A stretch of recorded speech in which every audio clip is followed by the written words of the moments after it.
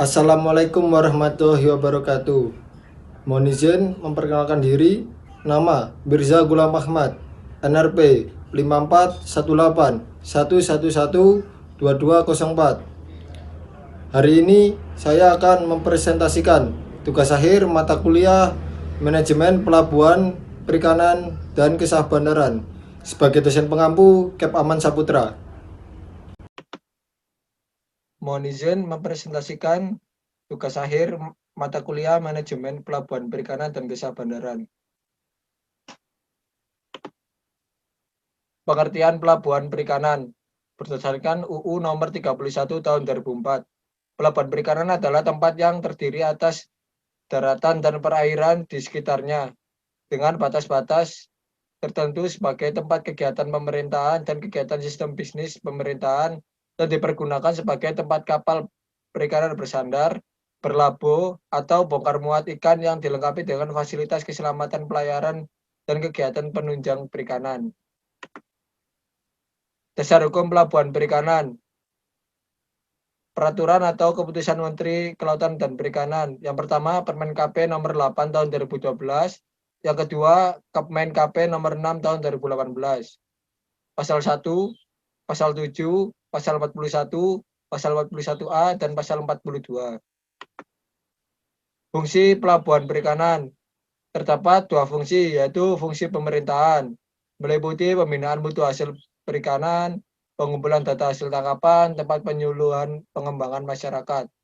Fungsi pengusahaan meliputi pelayanan sandar dan labuh kapal perikanan, publikasi hasil penelitian kelautan dan perikanan, pemantauan wilayah pesisir. Terdapat 538 pelabuhan perikanan di Indonesia. Berikut adalah klasifikasi pelabuhan perikanan. Yang pertama, pelabuhan perikanan samudra. Yang kedua, pelabuhan perikanan Nusantara. Yang ketiga, pelabuhan perikanan pantai. Dan yang terakhir, pangkalan pendaratan ikan.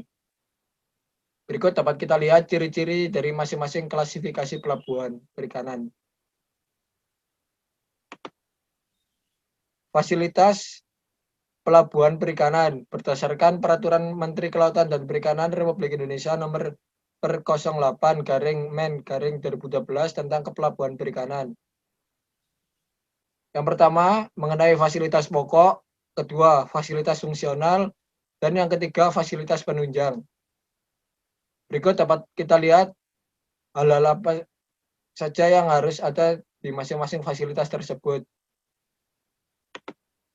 Berikut adalah jenis pelayanan jasa PNBP menurut PP nomor 75 tahun 2015. K5 pada pelabuhan perikanan. Yang pertama, kebersihan, kedua, keindahan, yang ketiga, keamanan, yang keempat, ketertiban, dan yang terakhir adalah keselamatan. Fungsi keamanan dan keselamatan di tengah pandemi.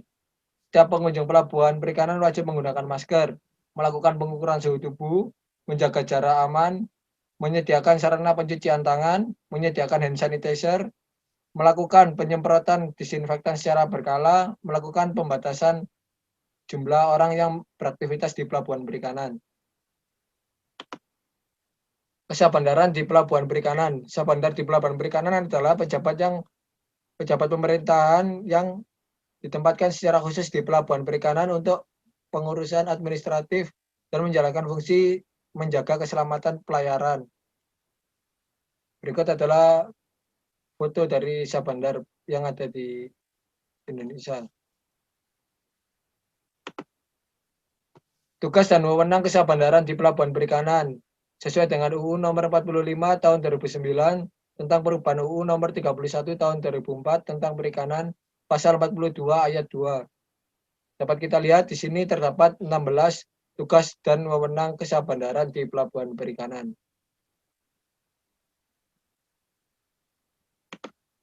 Surat persetujuan berlayar adalah dokumen negara yang dikeluarkan oleh Syah Bandar kepada setiap kapal perikanan yang akan berlayar meninggalkan pelabuhan perikanan setelah kapal perikanan memenuhi persyaratan kelayak lautan kapal, layak tangkap, dan layak simpan, serta kewajiban lainnya. Berikut adalah proses penertiban SPB atau surat persetujuan berlayar.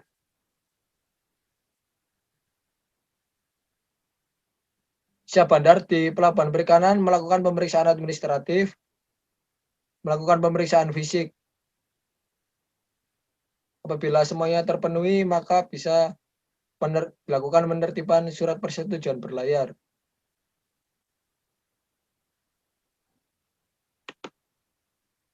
Satu, pengawasan kapal perikanan pada saat keberangkatan di pelabuhan. Pengawasan perikanan menerima laporan keberangkatan kapal perikanan. Wajib dilakukan pemeriksaan kesesuaian dokumen perizinan, alat penangkapan ikan, alat bantu penangkapan ikan, visi kapal, jumlah dan jenis ikan yang diangkut, transmitter VMS, dan ikan hasil tangkapan. Dituangkan dalam form HPK dan dianalisis sesuai atau tidak sesuai. Yang kedua, pengawasan kapal perikanan pada saat operasi penangkapan. Dilakukan pemantauan pergerakan kapal melalui VMS dan operasi pengawasan oleh kapal pengawas.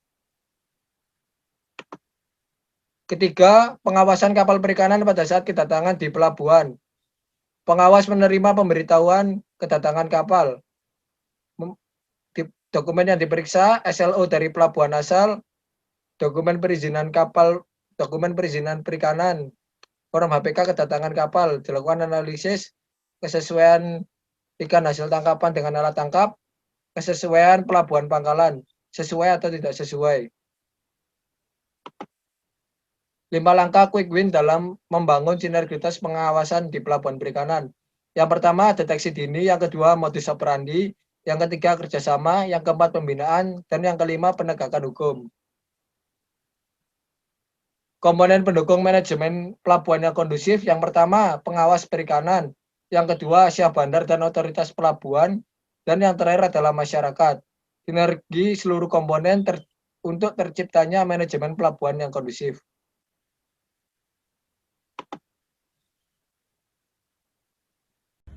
Ingat selalu pesan ibu.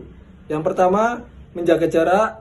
Yang kedua, mencuci tangan dengan sabun. Yang ketiga, memakai masker.